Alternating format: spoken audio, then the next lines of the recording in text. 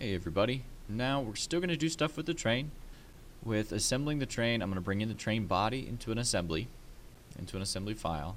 I'm going to bring in the smokestack and I'm going to insert that in. Then we'll probably go to the back here because that'll be another quick and easy one. We start to get to the wheels, we might do something interesting. There's a way if we just do one side of it, we can then bring that in twice and have it be on the other side. So we'll see when we get there. But we're going to start off with the train body, smokestack, magnet, and then the magnet peg or the hitch peg. Kind of doing these in the order that we should have made them. Alright, so I'm in Inventor. I hit new or create new file. I have this little window up. The first one, the heading is parts and then assembly. So we want to drop down to assembly. We're going to do a standard.iam file.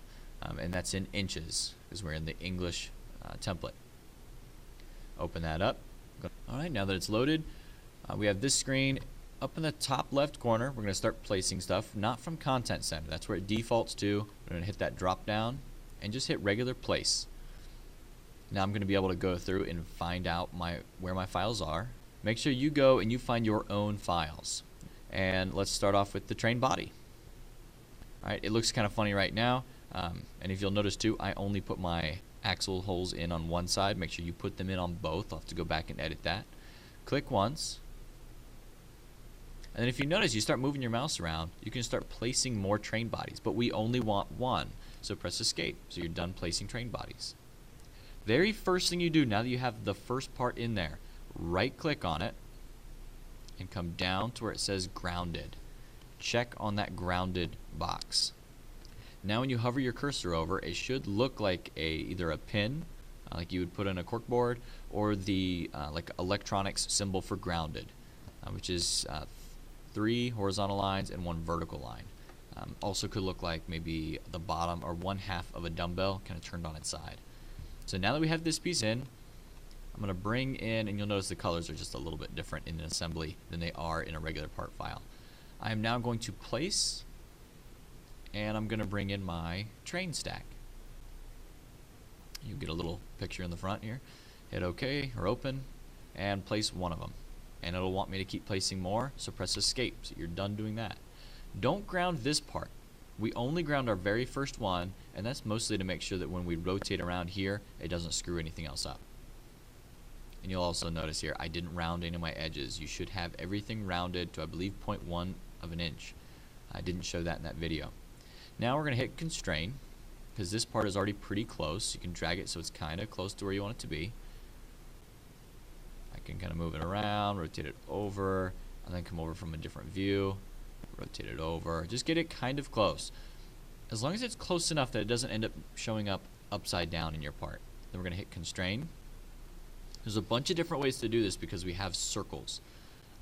First one I'm going to do is the less complicated one. You can insert, which I think would be easier in this case, but we're going to start off with mate just because we've done that a lot. So I'm going to mate the axis of our smokestack and the axis of our hole in our train body, and then apply that, exit out of that little box, and you'll notice my smokestack is in here, but it only goes up and down. Now I just have to make it so it sits right on that edge. We're going to constrain, and now we're going to do the bottom of our smokestack with the inside of that hole, and then hit OK. Look at it from the home view, pull on it, tug on it, see if it'll move. It won't. If you do have some kind of pattern on there, you might notice you are able to spin it around, but that's fine. So there's our smokestack inserted. Now let's place our hitch magnet. Just going to place that over here. Press escape, so I'm done putting more of those down.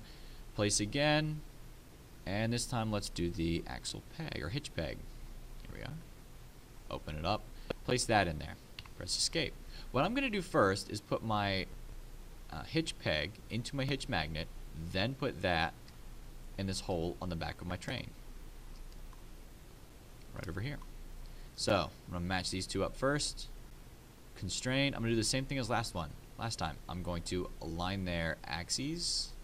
Okay, there's my axle and the axis of the peg.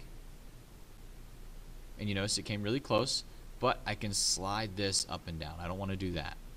So I'm going to constrain, again, mate.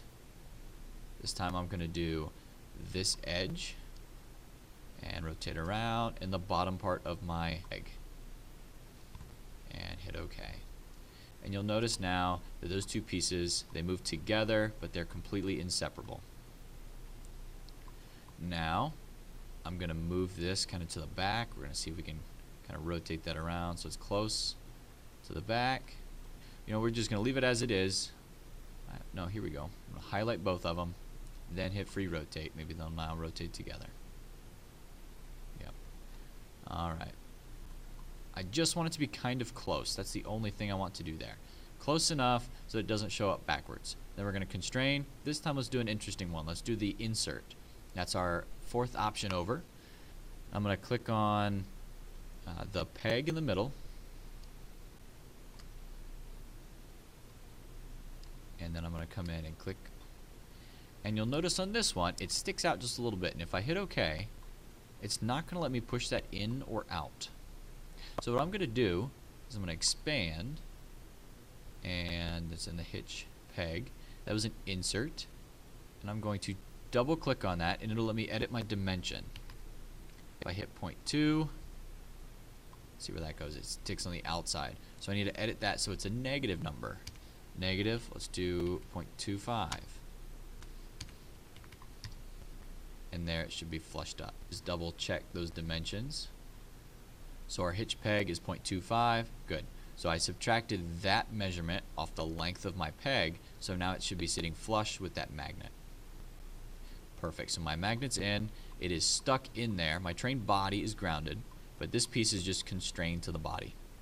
Perfect. So now you have those couple things in there, and you just continue to slowly work at this as you insert or mate different features. And as you go, the whole thing will just start to come together. Should be beautiful when it's done. Thanks for watching. Make sure you like and subscribe. Stay tuned to the next video if you want to watch how more of those things go together. I'm also going to touch up my train. I showed you how to make these two holes, but I'm going to have to come in and make them on the other side as well. So make sure you do that. And I'm also not going to show it in a video, but it's when you're editing the train, all you have to do is fillet, and that's in, I quickly go into train body. Fillet is in the 3D model right here, and when you do that, type in your 0.1, and all you have to do is click on all of these edges. It'll fillet all of them all at once if you just continue to click on all of them. You might run into a couple of errors if you do just each one individually. Alright, thanks folks for watching.